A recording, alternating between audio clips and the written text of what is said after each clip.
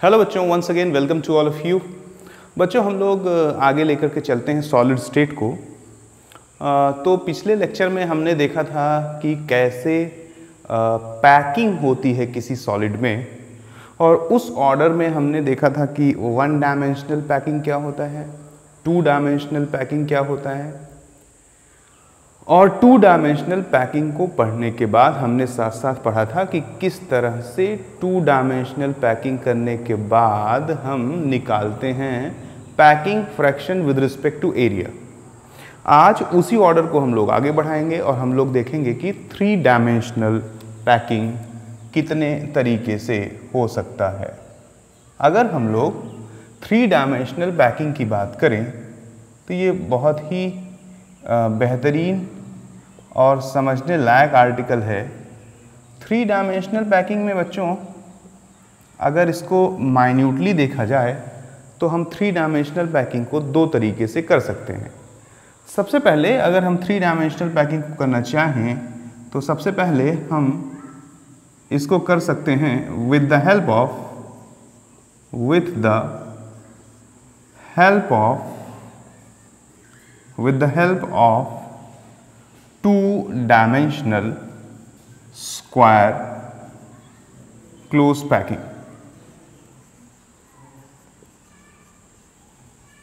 यानी कि हम जो थ्री डायमेंशनल पैकिंग करेंगे उसमें थ्री डायमेंशनल पैकिंग को हम to dimensional square close packing की मदद से करेंगे। बच्चों, हम लोग जानते हैं कि two dimensional square close packing में जो दूसरे लाइन की बॉल्स थी they are just below the balls of first line. हमने देखा था कि टू डायमेंशनल पैकिंग में जो दूसरे लेयर की बॉल थी वो they are just below the balls of the first line, and similarly जो थर्ड लाइन की बॉल्स थी they are just below the balls of the second line.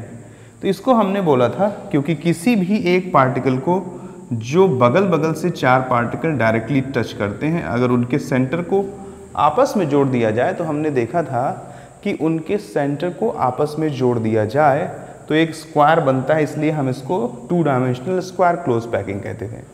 अब हम to dimensional square close packing की मदद से थ्री डायमेंशनल पैकिंग करेंगे। तो जब हम to dimensional square close packing की मदद से थ्री डायमेंशनल पैकिंग करते हैं तो जरा देखिए क्या करते हैं। ये पूरी की पूरी एक लेयर हमारे पास बन करके तैयार हो गई है, जिसमें अगर मैं इसको L बोलूं तो लंबाई भी है, और जिसमें अगर मैं इसको B बोलूं तो चौड़ाई भी है। अब अगर हम सेकेंड लेयर की बात करें तो सेकेंड लेयर की जो बॉल्स होंगी they are just above the balls of the first layer. यानी कि this length and this breadth एक साथ मिल करके एक पूरा लेयर फॉर्म कर रहा है। अगर ये पूरा का पूरा एक लेयर फॉर्म कर रहा है गाइस, और मैं सेकेंड लेयर की बॉल को इस फर्स्ट लेयर के बॉल के ठीक ऊपर रख दूं तो देखिए लंबाई और चौड़ाई तो थी ही थी, एक हाइट भी आने लगेगा इसमें। जैसे एक बॉल यहाँ, एक बॉल यहाँ, एक बॉल यहाँ, एक बॉल यहाँ, एक बॉल यहाँ, एक बॉल यहाँ, एक बॉल यहाँ, ठीक इसी तरह से हर जगह अगर सारे बॉल के ऊपर एक बॉल रखेंगे तो लंबाई तो थी ही थी, चौड़ाई तो थी ही थी, साथ साथ इसमें हाइट भी क्रिएट होने लगेगा। यानी कि चीज़ें लंबाई, चौड़ाई और हाइट तीनों में आ जाएंगी, लेंथ, ब्रेथ एंड हाइट। तो थ्री डायमेंशन में चीज़ें आ गई। तो ये जो पैकिंग है इस तरह की जिसमें सेकेंड लेयर के बॉल फर्स्ट लेयर के बॉल के ठीक ऊपर रखे जाते हैं, उस पैकिंग को बोला जाता है three dimensional packing with the help of to dimensional square close packing. तो इसमें खाली आप अगर देखें तो जानने लायक यही एक बात है कि constituent particles of second layer, constituent particles of second layer are just above the constituent particle of constituent particles of first layer and so on।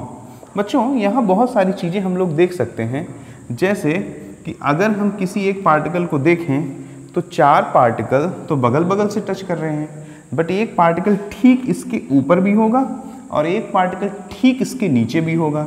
यानी अगर मैं इसका सिलेक्शन करूं तो 1 2 3 4 4 पार्टिकल तो सेम लेयर की इसको टच कर रहे हैं, लेकिन गाइज एक पार्टिकल होगा जो ठीक इसके ऊपर होगा, वो भी इसको टच कर रहा होगा, और एक पार्टिकल होगा जो ठीक इसके नीचे होगा, वो भी इसको टच कर रहा होगा।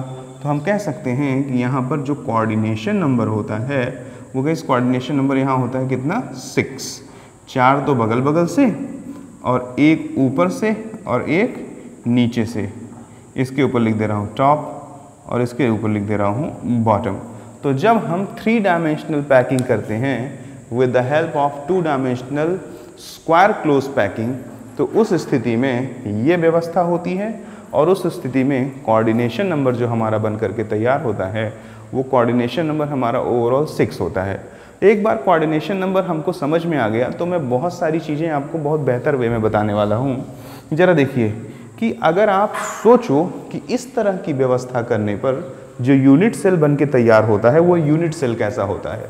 सबसे पहली बात क्या हुई कि if we are doing 3 dimensional packing with the help of 2 dimensional square close packing, तो इस स्थिति में जो यूनिट सेल बन के तैयार होता है वो यूनिट सेल किस तरीके का होता है ये हमको जानना बहुत ज़रूरी है। तो इट इज़ वेरी सिंपल।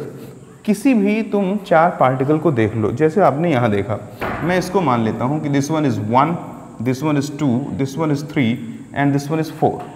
बच्चों थोड़ा इसको आपको अच्छे से समझा देता हूँ। जैसे आपने इन 4 पार्टिकल का सिलेक्शन किया, तो 4 पार्टिकल का सिलेक्शन किया तो हमारा जो बोर्ड है वो 2 डायमेंशन में है और जो चीज़ें गाइज हमको पढ़नी है वो 3 डायमेंशन में पढ़नी है, इसलिए हमको दिमाग को पूरा खोल करके रखना है। चलो मैं इस हिस्से को काट करके अलग बना देता हूँ। तो देखो 1 2, ये है 3, ये है 4, ठीक है। इसके ऊपर भी तो एक पार्टिकल होगा, 1 के ऊपर एक पार्टिकल होगा ऐसा, मान लिया वो है 5, 2 के ऊपर एक पार्टिकल होगा ऐसा, मान लिया वो है 6, 3 के ऊपर एक पार्टिकल होगा ऐसा, मान लिया वो है 7, 4 के ऊपर एक पार्टिकल है ऐसा, मान लिया है वो 8। यानी कि 1 के ऊपर 5, 2 के ऊपर 6, 3 के ऊपर 7, 4 के ऊपर 8। गाइस ज़रा देखिए, अगर हम इनके सेंटर को आपस में जोड़ दें तो ज़रा देखिए, इनके सेंटर को आपस में जोड़ेंगे तो ये एक स्क्वायर जैसी व्यवस्था होगी।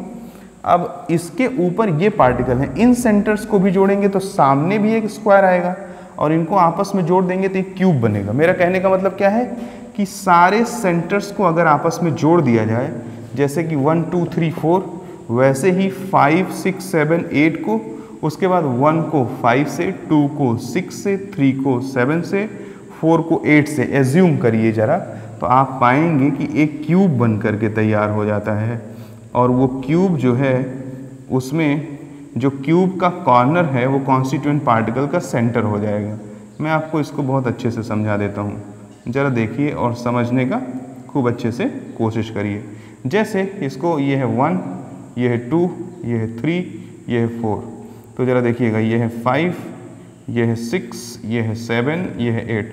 तो हमने क्या किया, पहले तो सारे बॉल्स के सेंटर को आपस में जोड़ दिया, जैसे कि इस लेयर को आपस में, फिर इस लेयर को आपस में, फिर इनको देखो 1 5 से जुड़ा हुआ है, फिर देखो 2 6 से जुड़ा हुआ है, फिर देखो 3 7 से जुड़ा हुआ है, ये देख लीजिए, फिर देखेंगे 4 8 से जुड़ा हुआ है। यानी कि जब हम 3 डायमेंशनल पैकिंग करते हैं with the help of 2 dimensional square close packing, उस स्थिति में कोऑर्डिनेशन नंबर जो होता है बच्चों वो कितना हो जाता है, तो कोऑर्डिनेशन नंबर जो होता है वो हो जाता है कितना 6। और जो गाइस यूनिट सेल बन के तैयार होती हैं, तो ज़रा देखो सारे के सेंटर हैं ये, यानी यहाँ सारे कोनों पे एक एक कॉन्स्टिट्यूएंट पार्टिकल है, और ऐसा क्यूब जिसके कोनों पे एक कॉन्स्टिट्यूएंट पार्टिकल होता है उसको बोलते हैं सिंपल क्यूबिक यूनिट सेल।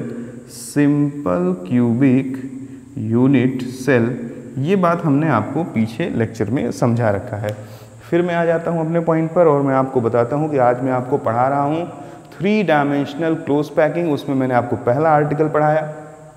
पहले आर्टिकल में मैंने आपको सिखाया कि 3 dimensional close packing with the help of 2 dimensional square close packing, उसमें हमने देखा कि जो कोऑर्डिनेशन नंबर है वो 6 होता है, और हमने देखा कि जो सेकेंड लेयर की बॉल है they are just above the balls of first layer. उसमें हमने देखा कि जो यूनिट सेल बन के तैयार होता है वो कैसा होता है, सिंपल क्यूबिक यूनिट सेल होता है। कैसा होता है, सिंपल क्यूबिक यूनिट सेल होता है, सिंपल क्यूबिक यूनिट सेल होता है। अब आगे चलिए जरा देखिए, अब हम 3 डायमेंशनल पैकिंग करेंगे किससे, उससे पहले कुछ बातें और बता दूं। अगर पहला लेयर है ए तो दूसरा लेयर भी क्या होगा, ए, तीसरा लेयर भी क्या होगा, ए, चौथा लेयर भी क्या होगा, ए, क्योंकि जैसा ये है वैसे इसके ऊपर, जैसा इसके ऊपर वैसा ही उसके ऊपर, तो इसीलिए इसको ए टाइप ऑफ पैकिंग भी बोला जाता है, ए टाइप ऑफ पैकिंग भी बोला जाता है बच्चों। अब जरा देखिए आगे हम चलते हैं और 3 डायमेंशनल पैकिंग करते हैं with the help of 2 dimensional hexagonal packing. हमने जो अभी 3 डायमेंशनल पैकिंग किया वो हमने किया with the help of 2 dimensional square close packing. हम जो अब चल रहे हैं करने वो हम करने चल रहे हैं with the help of 2 dimensional hexagonal close packing. बहुत ही टेक्निकल है, बहुत ही ज़्यादा टेक्निकल है। विद द हेल्प ऑफ, इसको आप ध्यान से देखें, with the help of 2 dimensional square close packing. ये सबसे ज़्यादा इम्पॉर्टेंट है और मैं इसको काफ़ी अच्छे से आपको समझा सकता हूँ, खाली आपको ध्यान देने की ज़रूरत है। अब ज़रा देखिएगा बच्चों, with the help of 2 dimensional not square, with the help of 2 dimensional hexagonal close packing, hexagonal close packing. ज़रा देखिएगा, ये समझ लीजिएगा। हेक्सागोनल क्लोज पैकिंग की बात करें तो ज़रा देखिएगा गाइस, अगर हम बात करते हैं, ये बहुत इंपॉर्टेंट है और प्लीज़ बहुत ध्यान से देखिएगा तो आप बहुत सारी बातों को बहुत अच्छे से समझ पाएंगे।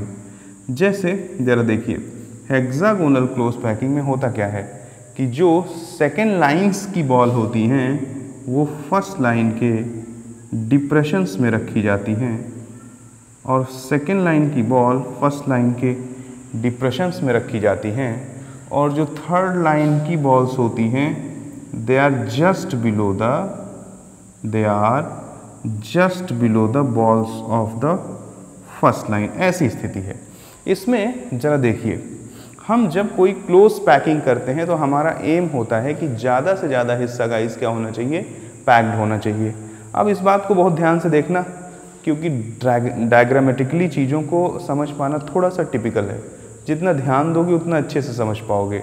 बच्चों ज़रा देखिए, हमारे पास जब हम पैकिंग करते हैं तो हमारा एम होता है कि कोई पैकिंग करें तो उसका मैक्सिमम एरिया कवर्ड हो या मैक्सिमम वॉल्यूम कवर्ड हो। अगर हम कहीं पैकिंग करना चाह रहे हैं तो सपोज़ करो कि यहाँ आप पैकिंग कर रहे हो, तो नंबर 1 कि बहुत ध्यान से सुनना कि constituent particles of second layer, constituent particles of second layer are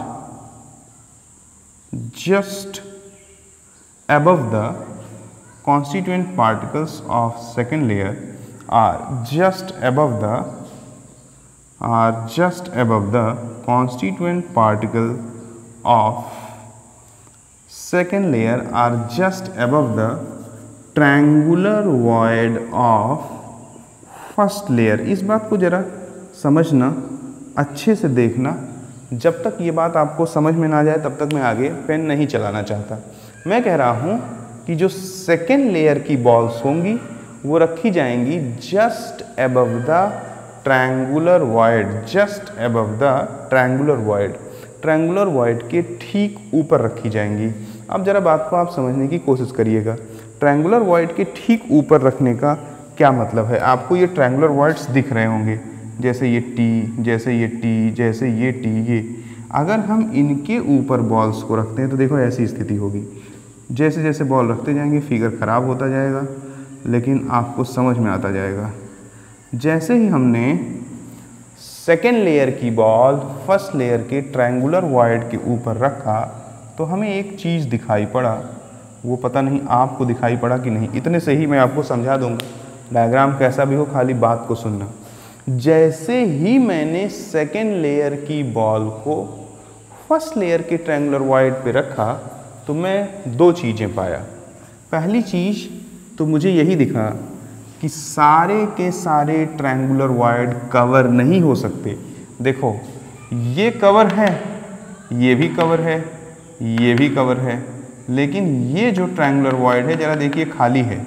अगर नीचे के जो बॉल हैं वो कुछ इस तरह से ट्रायंगुलर वॉइड का फॉर्मेशन कर रहे हैं और जो ऊपर के बॉल हैं वो कुछ इस तरह से ट्रायंगुलर वॉइड का फॉर्मेशन कर रहे हैं, यानी कि नीचे का जो ट्रायंगल है वो ऐसे है और ऊपर का जो ट्रायंगल है वो ऐसे है। देख लीजिए, इस ट्रायंगल अगर ए, इसको अगर बी और इसको अगर सी बोला जाए तो ये ट्रायंगल है, तो इसमें जो वर्टेक्स है वो ऊपर की तरफ है ए, लेकिन जो नीचे ट्रायंगल बना है ज़रा देखिए, इस वाले की बात कर रहा हूँ, ई एफ और यहाँ जी, तो ये जो जी है ये वर्टेक्स है, ये नीचे के बॉल के ट्रायंगल का वर्टेक्स है। जो नीचे की बॉल्स की वजह से ट्रायंगल फॉर्म हुआ है उसका वर्टेक्स है जी, और जो ऊपर की बॉल्स की वजह से ट्रायंगल फॉर्म हुआ है उसका वर्टेक्स है ए। उम्मीद करता हूँ कि आपको दिखाई दे रहा होगा। मैं एक बार कट करके वापस अपनी बात पे आता हूँ। मैं कहता हूँ कि मैंने बोला है कि जब सेकेंड लेयर की बॉल को, खूब ध्यान से सुनना बच्चों, एक बार दिख जाएगा तो मज़ा ही मज़ा है। मैंने बोला है कि जब सेकेंड लेयर की बॉल्स को फर्स्ट लेयर के ट्रायंगुलर वॉइड के ऊपर रखते हैं, हमने रख करके देख लिया कितनी बॉल, 1 2 3 4। अब आगे मैं डायग्राम गंदा नहीं कर सकता हूँ, ऐसे ही ऑलरेडी गंदा हो चुका है। तो हमने देखा कि कुछ जगह तो ट्रायंगुलर वॉइड कवर हो रहे हैं, जैसे ये ट्रायंगुलर वॉइड कवर है, ये भी ट्रायंगुलर वॉइड अगर देखा जाए तो कवर है, ये भी ट्रायंगुलर वॉइड अगर देखा जाए तो कवर है, लेकिन कुछ जगह पे ट्रायंगुलर वॉइड कवर नहीं है।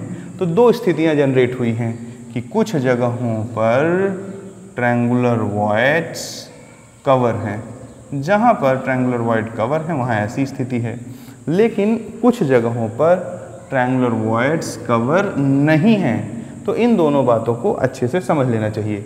जहाँ ट्रायंगुलर वॉइड कवर हैं, जैसे कि केस 1, वहाँ क्या स्थिति है, और जहाँ ट्रायंगुलर वॉइड कवर नहीं है वहाँ क्या स्थिति है। तो ज़रा गाइस देखिएगा, अगर मैं इसको बोल दूँ 1, इसको बोल दूँ 2, इसको बोल दूँ 3 और ऊपर वाले बॉल को बोल दूँ मैं 4, तो इस बात को ध्यान से समझिएगा। जो ऊपर ट्रायंगुलर वॉइड के ऊपर रखा हुआ है उसको मैंने बोला है 4। तो अगर मैं चारों बॉल के सेंटर को मिला दूं तो 2 3 से मिलेगा, 3 और 2 दोनों 1 से मिलेंगे, और ये सब ऊपर की तरफ थोड़ा ऐसे ऊपर की तरफ होगा, 4 से मिलेंगे, 2 भी 4 से मिलेगा, 1 भी 4 से मिलेगा और 3 भी 4 से मिलेगा। तो ज़रा देख लीजिए हमने क्या किया, हमने 1 2 3 और इसके ऊपर जो चौथा बॉल रखा है सबके सेंटर को आपस में मिला दिया, और जैसे ही मैंने सबके सेंटर को आपस में मिलाया तो ये हो गया 0.4।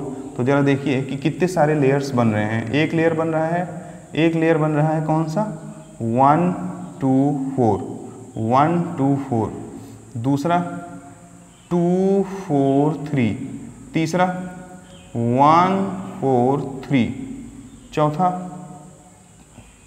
2 4 3 हो गया, 1 2 4 हो गया, 1 4 3 हो गया, चौथा जरा देखो 1 2 3।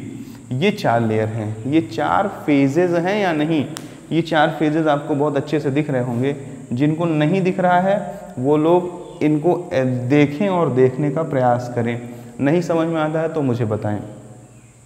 बच्चों ज़रा देखिएगा कि अगर 1 2 3 4 यानी 4 के 4 फेजेस बन रहे हैं, तो जिस भी ज्योमेट्री में 4 फेजेस बनते हैं उसको बोला जाता है टेट्राहेड्रल ज्योमेट्री। और यहाँ पर जो खाली जगह है, जैसे 1 2 3 इसके ऊपर एक पार्टिकल रखेंगे तो यहाँ एक खाली जगह बचेगी, उस खाली जगह का नाम है टेट्राहेड्रल वॉइड, और वो बिल्कुल वैसे ही होता है जैसे कि ये ज्योमेट्री आपके सामने दिख रही है।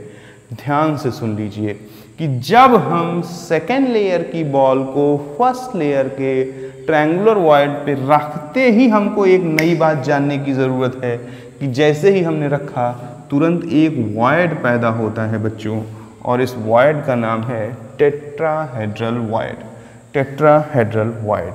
अभी मेरा काम ख़त्म नहीं हुआ है, आगे मैं बताऊंगा कि यहाँ पर क्या होता है। जहाँ फर्स्ट लेयर और सेकेंड लेयर के ट्रायंगुलर वॉइड्स एक दूसरे के ऊपर आ जाते हैं और जहाँ फर्स्ट लेयर के ट्रायंगुलर वॉइड के ट्रायंगल के वर्टेक्स नीचे की तरफ और सेकेंड लेयर के ट्रायंगुलर वॉइड के ट्रायंगल का वर्टेक्स ऊपर की तरफ होता है, वहाँ किस तरह का वॉइड क्रिएट होता है मैं आपको बहुत अच्छे से समझा सकता हूँ। देखिए, एक स्थिति ऐसी है और दूसरी बिल्कुल इसके अपोजिट ऐसी है। देखिए, इसको मैं ऐसे ही बता सकता हूँ, जैसे यहाँ पर आपने लिखा है EFG, तो EFG और यहाँ आपने लिखा है ABC। ये ज्योमेट्री ऑक्टाहेड्रल वॉइड है, मैं आपको प्रूफ करके दिखा सकता हूँ। इसको इससे जोड़ दिया जाए और इससे इसको जोड़ दिया जाए और इससे इसको और इससे इसको, इससे इसको और इससे इसको जोड़ दिया जाए तो बहुत ध्यान से देखिए, ये चोंच जैसा है, इसको पकड़ के ऊपर की तरफ उठा दो। ऊपर की तरफ जब इसको पकड़ के उठा दोगे तो देखो सामने मंदिर जैसा 4 फेस दिखाता हूँ आपको। फेज नंबर 1 जो होगा वो हो जाएगा BEG। फेज नंबर 2 जो हो जाएगा वो हो जाएगा GCF। देखो GCF, this one GCF। Similarly if I am talking about the third one तो हो जाएगा EGF। देखो ये भी तो एक बस फेज बन रहा है आगे की तरफ, EGF and the last one is the fourth one. देखो पहला आपका कौन सा हो गया BEG, फिर आपका हो गया GCF, फिर आपका हो गया क्या EGF। इसके बाद अगर आप देखें तो एक फेज और है आपका BGC, ये भी तो एक ट्रायंगुलर फेज है BGC। यानी कि मंदिर की तरह ऐसे 4 फेज सामने की तरफ आ रहे हैं। उन चारों फेजों का मैं नाम बता देता हूँ। एक है BEG, दूसरा है GCF, GCF, तीसरा है EGF, चौथा है BGC। ये 4 फेस ऐसे सामने की तरफ आते हैं और ठीक ऐसे ही 4 फेस ए के पॉइंट को लेकर के इन चारों पॉइंट से निकाल दोगे तो पीछे की तरफ आ जाएंगे। अगर आप कहें तो मैं उन चारों फेज़ों का भी नाम लिखने के लिए तैयार हूँ। जैसे देखो पॉइंट नंबर 1 अगर मैं देखूँ तो AEF, एक फेज तो यही हो जाएगा AEF। अब ज़रा ध्यान से देखिए, AB के टच में है कि नहीं, 100% है। तो दूसरा फेज क्या हो गया ABE हो गया ABE। तीसरा फेज ज़रा ध्यान से देख लीजिए, तो तीसरा फेज जो हमारा हो जाएगा क्या AC के टच में है कि नहीं, 100% है, तो ACF, ये हमारा तीसरा फेज हो गया। अब हमारे पास बचा चौथा फेज, तो चौथा फेज हमारा क्या हो जाएगा AEF हो गया, ABE हो गया, उसके बाद ACF हो गया। उसके बाद अगर हम लोग देखें तो हमारे पास एक फेज और होना चाहिए जिसे हम फोर्थ बोल सकते हैं। तो वो एक फेज हमारा कौन हो जाएगा, एक तो ये हो गया 1 और एक ये हो गया 2, एक ये हो जाएगा ABC। The fourth one is AB से भी टच में है, AC से भी टच में है, तो ABC। ज़रा देखिए ये 4 फेजेस फ्रंट पे मान लूँ मैं, सामने की तरफ ऐसे, और ये 4 फेजेस बैक पे मान लूँ मैं, तो इसका मतलब कि 4 और 4 मिलकर के 8 होते हैं। तो ये जो वॉइड बन के बनता है इसको नाम है ऑक्टाहेड्रल वॉइड। तो मेरे प्यारे बच्चों, आप लोग काफ़ी समझदार लोग हैं और उम्मीद करता हूँ कि आप मेरी बातों को अच्छे से समझ भी पा रहे होंगे। मेरा कहना सिर्फ इतना है कि जब हम 3 डायमेंशनल क्लोज पैकिंग करते हैं और with the help of 2 dimensional hexagonal packing करते हैं, तो जब हम सेकेंड लेयर की बॉल को फर्स्ट लेयर के ट्रायंगुलर वॉइड के ऊपर रखते हैं तो 2 स्थितियां पैदा होती हैं। कुछ ऐसे ट्रायंगुलर वॉइड हैं जो कवर्ड हैं, वहां पर पैदा होता है नया वॉइड जिसको बोलते हैं टेट्राहेड्रल वॉइड, और कुछ ऐसे ट्रायंगुलर वॉइड हैं जो कि कवर नहीं है। देखो कवर होने वाले ये हो गए और कवर ना होने वाले ये हो गए, जो कि कवर नहीं है। जहाँ ट्रायंगुलर वॉइड्स कवर नहीं हैं वहाँ पैदा हो जाता है हमारा ऑक्टाहेड्रल वॉइड। और एक बार जब हमारा ऑक्टाहेड्रल वॉइड पैदा हो गया और टेट्राहेड्रल वॉइड पैदा हो गया तो हमको बहुत सारी बातें जानने की ज़रूरत है, जिसमें सबसे इम्पॉर्टेंट बात तो यही है कि अगर कभी भी नंबर ऑफ कॉन्स्टिट्यूएंट पार्टिकल हुए n, तो हमेशा जो टेट्राहेड्रल वॉइड होता है वो होता है 2n, और जो ऑक्टाहेड्रल वॉइड होता है वो बराबर होता है हमेशा n के। मीन्स कि if number of constituent particle is n, then the total number of tetrahedral void is 2n and the total number of octahedral void is n। इस बात का भी मैं आपको प्रूफ दूंगा, एक एक चीज़ों को मैं आपको काफ़ी अच्छे से समझाऊंगा।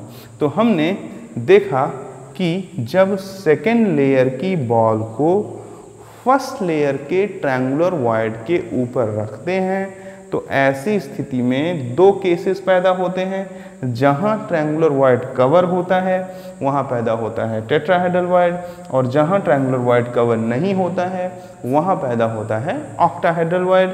और साथ साथ हमने जाना कि अगर नंबर ऑफ कॉन्स्टिट्यूएंट पार्टिकल हैं n, तो total produce number of tetrahedral void जो होगा वो कितना हो जाएगा, वो हो जाएगा 2n, और जो टोटल प्रोड्यूस्ड ऑक्टाहेड्रल वॉइड है वो कितना हो जाएगा n।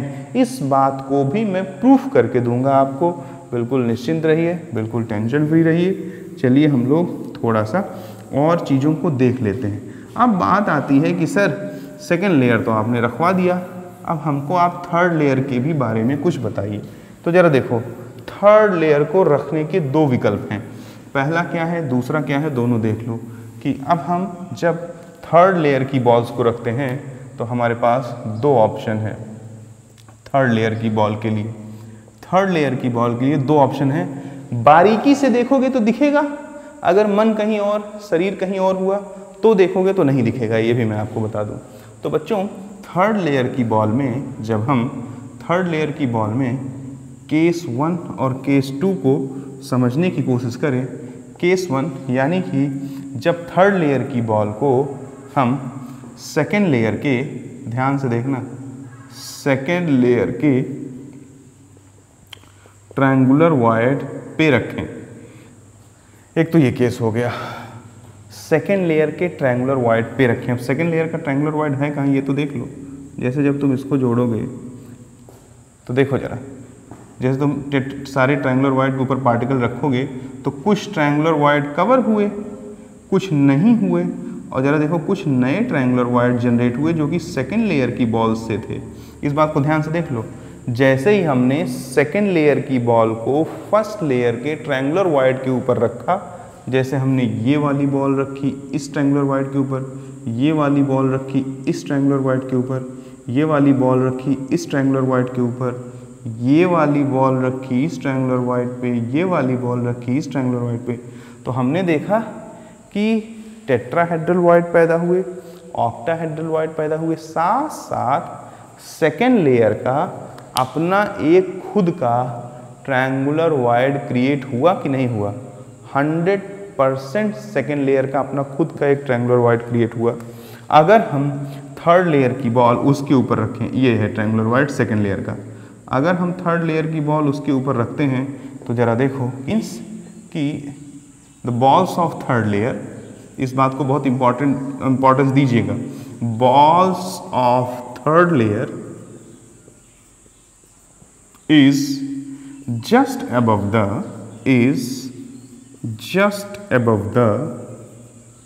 triangular void formed by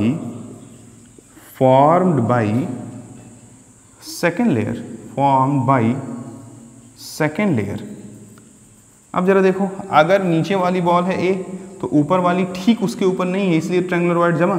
लेकिन ये ब्लू कलर से जो डॉटेड बॉल है वो नीचे वाली ब्लैक के ठीक ऊपर है कि नहीं, इसलिए अगर नीचे वाला लेयर होगा ए तो ऊपर वाला उससे अलग है, वो हो जाएगा बी। बट ये जो ब्लू डॉटेड हैं वो बिल्कुल पहले वाले अरेंजमेंट के जैसा है, जैसे कि नीचे वाला, तो इसको हम बोल देंगे A B A type of packing. इसको क्या बोल देंगे, A B A type of packing. और A B A type of packing में जो यूनिट सेल बन के तैयार होता है वो हमारा गाइस यूनिट सेल जो होता है वो होता है hexagonal unit cell, hexagonal unit cell. बहुत कुछ बताऊंगा इसके बारे में, अभी खाली इतना जान लीजिए कि जब थर्ड लेयर की बॉल सेकेंड लेयर के ट्रायंगुलर वॉइड के ऊपर रखी जाएगी तो ABC type of packing create होता है, और जब ABC type of packing create होता है तो उस स्थिति में जो यूनिट सेल बन के तैयार होता है वो हेक्सागोनल होता है। इसको हम और अच्छे से भी समझ सकते हैं, देख भी सकते हैं, विजुअलाइज भी कर सकते हैं। हेक्सागोनल यूनिट सेल में स्थिति कुछ ऐसी होती है, जरा देखिए।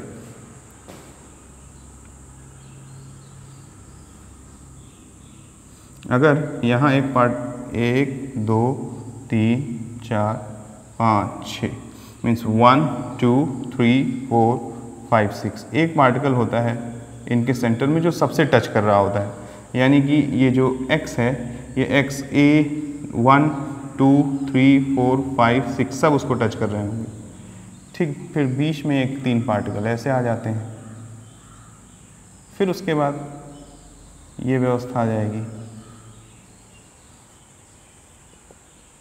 यहाँ कोई एक पार्टिकल होगा उसको 7 8 9 10 11 12 y है, इसको भी सब टच कर रहे हैं। जरा देखिए ऐसे ही तो होता है हेक्सागोनल यूनिट सेल। अब ये जरा देखो, यहाँ पर जब इस लेयर को तुम बोलोगे A तो जरा देखिए इसके ऊपर जो है वो इससे बिल्कुल अलग है, तो ये हो जाएगा B। और ये वाला जरा देखो ठीक इसके जैसा है कि नहीं, 1 के ऊपर 7, 2 के ऊपर 8, 3 के ऊपर 9, 4 के ऊपर 10, 5 के ऊपर 11, 6 के ऊपर 12। यानी कि अगर ये A था तो ये B, तो ये भी क्या हो गया A।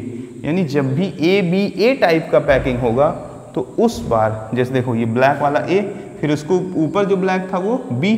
अब जो इस सेकेंड लेयर के ट्रायंगुलर वाइड के ऊपर ब्लू है वो क्या हो गया, बिल्कुल इसके जैसा ही हुआ कि नहीं। देखो इसके ठीक ऊपर आ रहा है कि नहीं आ रहा है, तो अगर ये A हुआ तो यहाँ भी जो अरेंजमेंट बनेगा वो A होगा।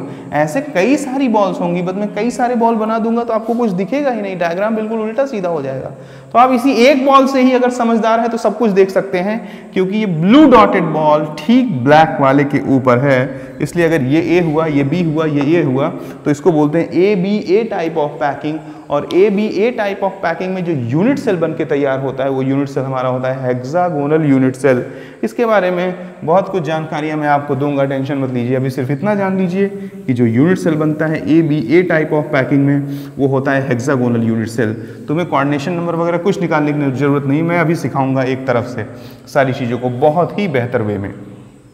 बच्चों जब आपने इसको देख लिया तो बहुत अच्छी बात है। अब मेरे पास दूसरा केस है कि थर्ड लेयर की बॉल को अगर मैं किसी और तरीके से रखूं, वो और तरीका क्या है कि just above the octahedral void, अगर मैं इसे ऑक्टाहेड्रल वॉइड के ठीक ऊपर रख दूं तो क्या होगा। तो आप पूछ सकते हो सर पहले ये तो बता दो यार कि ऑक्टाहेड्रल वॉइड कहाँ है। तो बच्चों पीछे मैंने समझा रखा है कि ये है ऑक्टाहेड्रल वॉइड। इसके ऊपर रखेंगे अगर बॉल को तो जरा देखिए ये ब्लू वाला बॉल एक अलग ही लेयर क्रिएट कर रहा है, ना तो A है ना B जैसा है, ये अपना अलग ही एक लेयर है C। देखो ना तो वो इन बॉल के ठीक ऊपर है ना सेकेंड लेयर की बॉल्स के ठीक ऊपर है, वो अपना एक अलग ही लेयर है। यानी कि यहाँ पर ABC टाइप ऑफ पैकिंग होता है, ABC टाइप ऑफ पैकिंग होता है। और गाइस बड़ी इंटरेस्टिंग बात है, विजुअलाइज करता हूँ कि ABC टाइप ऑफ पैकिंग में जो यूनिट सेल बन के तैयार होता है वो गाइस यूनिट सेल होता है हमारा FCC। कैसा यूनिट सेल होता है FCC। इसको हम लोग देख भी सकते हैं, जान भी सकते हैं, समझ भी सकते हैं। जैसे जरा देखिए, अगर मान लीजिए कि हमारे पास एक FCC यूनिट सेल है कुछ ऐसा। FCC यूनिट सेल उसको बोलते हैं जिसमें कॉन्स्टिट्यूएंट पार्टिकल्स कॉर्नर पे तो होते ही होते हैं, साथ साथ constituent particles are also present at the face. तो जरा देखिए ये मैं आपको बहुत अच्छे से बता सकता हूँ। अगर सारे पार्टिकल्स कॉर्नर पे तो हो ही हों, कॉर्नर के साथ साथ कॉन्स्टिट्यूएंट पार्टिकल्स और कहाँ मौजूद हों, कॉर्नर के साथ साथ कॉन्स्टिट्यूएंट पार्टिकल्स मौजूद हों कहाँ पर, फेजेस पे भी मौजूद हों। जैसे कि यहाँ 1, यहाँ 2, यहाँ 3, यहाँ 4। और बच्चों जो एक सामने आपके फेज़ है जिसको मैं बोल सकता हूँ A, B, C, D, इसके भी सेंटर पे एक होगा जिसे मैं थोड़ा इधर लिख देता हूँ। और मैं अगर पीछे की बात करूँ तो E, F, G, H, इसके भी फेस पे एक वर्टिकल होगा जिसे मैं थोड़ा यहाँ बना देता हूँ। अब ज़रा आप लोग देखिए, अगर मैं इस लेयर को देखूँ तो ये एक डिफरेंट लेयर है जिसको मैं बोल सकता हूँ A। बच्चों अगर आप यहाँ देखोगे तो यहाँ ज़रा देखो दिस, और इसको मैं अगर ऐसे बना दूँ तो देखो, इसको ज़रा देखने का प्रयास करना, दिस दिस दिस दिस और दिस और दिस। तो ज़रा देखिए, एक लेयर हमारा ये बन रहा है। अगर हम इसको देखो, ये पूरा एक लेयर हमारा बन रहा है अभी। और यहाँ पे देख लीजिए ज़रा, अगर यहाँ पे आप देखोगे तो यहाँ पे भी आपको एक लेयर मिलेगा, दिस दिस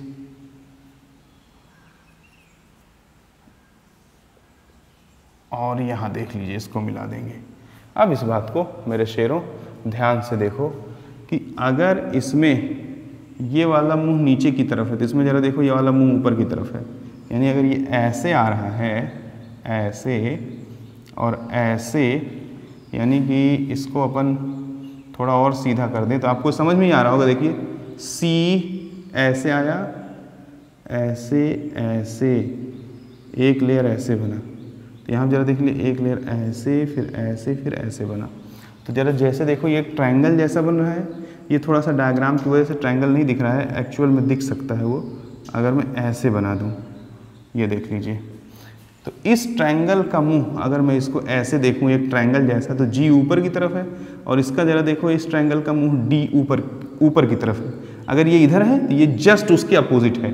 उम्मीद करता हूँ कि आप समझे होंगे। तो ये अगर ए हुआ तो ये बी हुआ, तो ये क्या हो जाएगा, 100% सी लेयर हो जाएगा ये। तो ये सी हो जाएगा, तो ये ज़रा देखिए क्या हो जाएगा, ए हो जाएगा। इसको आप कैसे भी आए, जैसे देखिए, तो इसको क्या बोलते हैं, ए बी सी, फिर अगेन ए हो जाएगा। इधर से चलोगे तो ए सी, या चलो इधर कह दो ऐसे, ए, इसको बी बोल दो, इसको सी बोल दो। तो ऊपर से आओगे तो ए बी सी, नीचे से भी जाओगे तो ए बी सी। तो A B C type of packing में जो यूनिट सेल बन के तैयार होता है गाइज, वो FCC यूनिट सेल होता है। और ये बात बहुत ही आसान और बहुत ही समझने के लायक है। पता नहीं मैं आपको समझा पाया कि नहीं। इट इज़ वेरी सिंपल कि जब भी देखो ए बी ए होगा तो यूनिट सेल हेक्सागोनल होगा, और जब भी कभी ए बी सी होगा तो यूनिट सेल FCC होगा। ये बात हमने आपके सामने बना करके विजुअलाइज करके दिखा दिया है।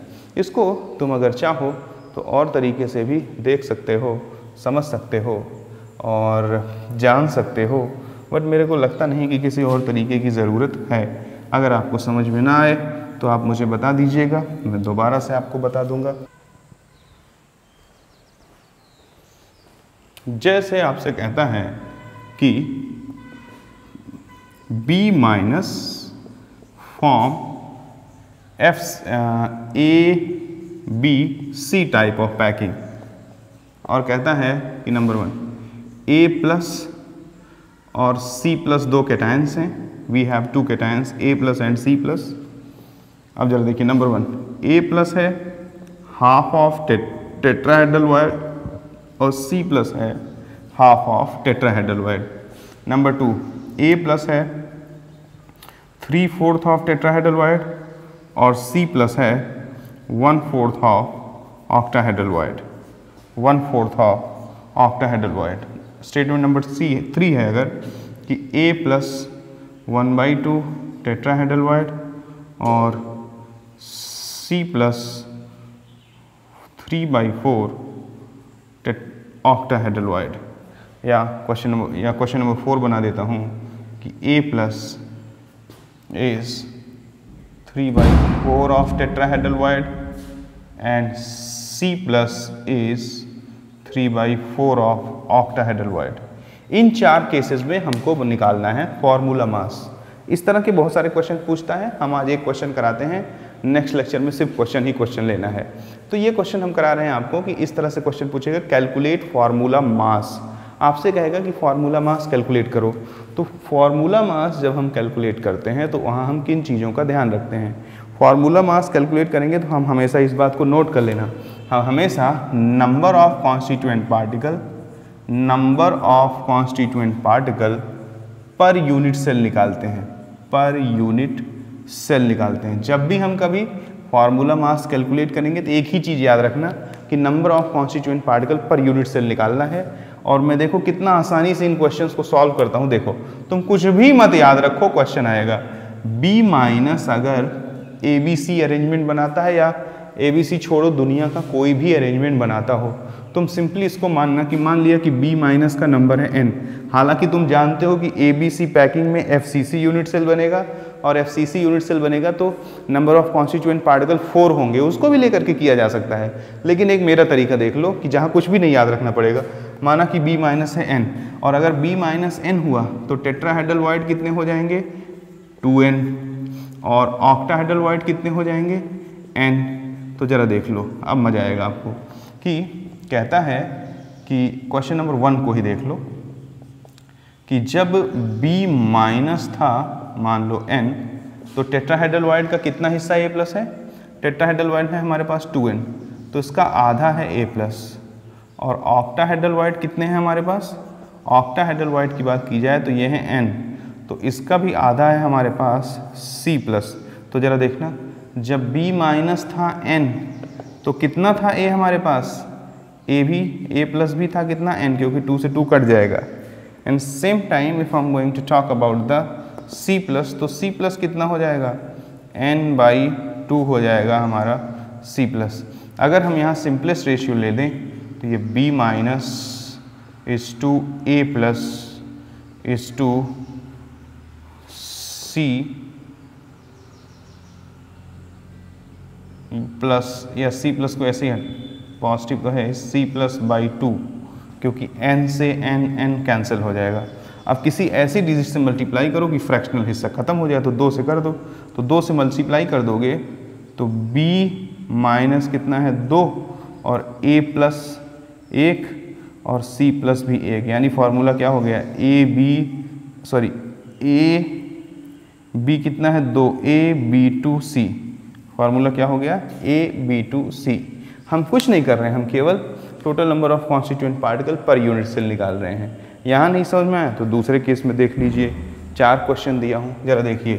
कह रहा है कि जब B माइनस बना रहा है ABC टाइप ऑफ अरेंजमेंट, वैसे तो मैं जानता हूँ कि ABC में 4 कॉन्स्टिट्यूएंट पार्टिकल होते हैं, बट क्योंकि मुझे बार बार ना ध्यान रखना पड़े इसलिए मैं सीधे n ले लेता हूँ कि माना कि जो भी कुछ बना रहा है उसमें total number of constituent particle हैं n, तो जो टेट्राहेड्रल वाइड होंगे वो 2n हो जाएंगे, जो ऑक्टाहेड्रल वाइड होंगे गाइज वो n हो जाएंगे। तो जरा देखो क्वेश्चन नंबर 2 को सॉल्व कर देता हूँ। जब B माइनस था n तो क्या हुआ? तो टेट्राहेड्रल वाइड कितना है? जरा देखो, A प्लस कितना है? 3/4 ऑफ टेट्राहेड्रल वाइड, तो टेट्राहेड्रल वाइड कितना है? 2n। इसका 3/4 क्या हो जाएगा? 3/4। ये कौन हो गया? A plus. ऑक्टाहेड्रल वाइड कितना है? n। इसका 1/4 कौन है?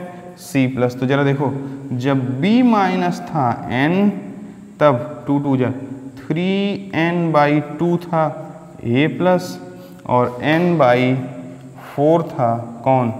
C plus.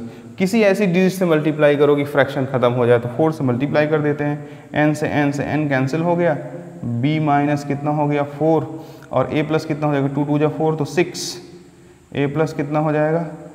6। और ज़रा देख लीजिए कि अगर हम यहाँ पे देखें तो हमारा ये कितना हो गया? C plus. तो ज़रा देखो फार्मूला क्या हो जाएगा? इसका फार्मूला हो जाएगा A6B4C, A6B4C। देख लीजिए, क्योंकि इसका 3/4 ऑफ कौन था? A प्लस था, एक कैटायन है, और इसका जो 1/4 था वो कौन था? C प्लस है, वो भी एक तरह का कैटायन है। तो ज़रा देख लीजिए कि ये फार्मूला बन करके तैयार हुआ। यहाँ पर अगर आप देखोगे तो इलेक्ट्रिकल न्यूट्रलिटी मेंटेन नहीं है, ये बहुत बारीक बात है, देख लो, क्योंकि टोटल नेगेटिव कितना हुआ? 6। तो टोटल पॉजिटिव कितना हो रहा है 5 ही, इसलिए ये आयनिक कंपाउंड बहुत ज़्यादा स्टेबल नहीं होगा, वो बात की बात है।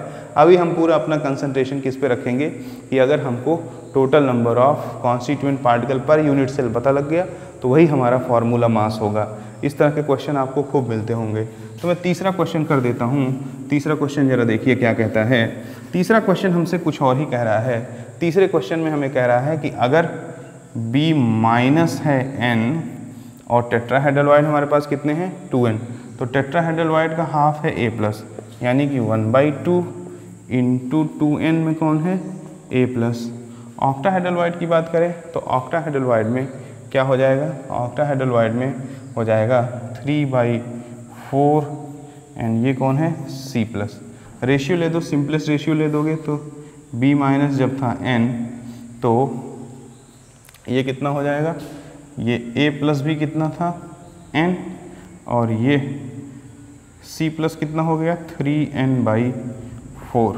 सिंपलेस्ट रेशियो ले दो, ये N से N कैंसिल हो जाएगा, 4 से मल्टीप्लाई कर दो तो B4 A4 C3 ये हो गया इसका फार्मूला मास। तो इस तरह से जब भी कभी हमको फार्मूला मास निकालने हैं तो हम सिंपली कुछ नहीं करेंगे, सिर्फ हम क्या कर रहे हैं कि total number of constituent particle per unit cell पता कर रहे हैं। आपका जिसका अरेंजमेंट हो उसको मान लो N, कितने टेट्राहेड्रल अरेंज होंगे, कितने ऑक्टाहेड्रल तुरंत पता लग जाएगा। उसके बाद तुम कुछ नहीं, खाली सिंपलेस्ट रेशियो ले दो, आपको जो भी कुछ मिल करके तैयार होगा वो आपका क्या होगा फार्मूला मास होगा। और एक बार फार्मूला मास मिल गया तो वही आपका आंसर है। अब जरा अगले में देख लीजिए। अगले में कहता है कि B माइनस तो भैया चुपचाप बना रहा है हमारा ABC टाइप का अरेंजमेंट। मान लिया कि ये था कितना N, अगर ये था N तो ज़रा देखिए कि A+ कितना है, A+ है 3/4 ऑफ TV, यानी कि 2N का 3/4 है तो मल्टीप्लाइड बाई 3/4, मल्टीप्लाइड बाई 3/4 कर दिया तो ये हमारा कौन हो गया A+ हो गया। और ऑक्टाहेड्रल हमारे पास कितने हैं N हैं, तो इसमें क्या कर देना है मल्टीप्लाइड बाई 3/4 कर देना है। ये कौन है C+ है, ये इससे कट जाएगा। तो जब B माइनस N था तब A+ कितना है, A+ है कितना 3/2N और उसी वक्त जो है ये हमारा C कितना है, ये है 3N/4 C+ है। 4 से मल्टीप्लाई कर दीजिए, N से N कैंसिल हो गया तो B4 A4 ऊपर जाएगा 2 2 4 A6 और C3 ये हो जाएगा फोर्थ केस में फार्मूला मास। तो आज हम लोग यही एक क्वेश्चन करते हैं बच्चों, और आपको जो है आगे इस पे अब खूब क्वेश्चन ही क्वेश्चन कराए जाएंगे। आज आपका टारगेट सिर्फ इतना है कि जो भी पीछे मैंने कराया उसको कर लीजिएगा, और सिर्फ जो है 3 डायमेंशनल पैकिंग को समझ लीजिएगा। अगर 3 डायमेंशनल पैकिंग आपको समझ में आ जाती है तो बहुत अच्छी बात है, अगर नहीं समझ में आती है तो हम लोग इस पे आगे और दूसरे तरीके का यूज़ करेंगे। आज के लिए इतना पर्याप्त है। Thank you.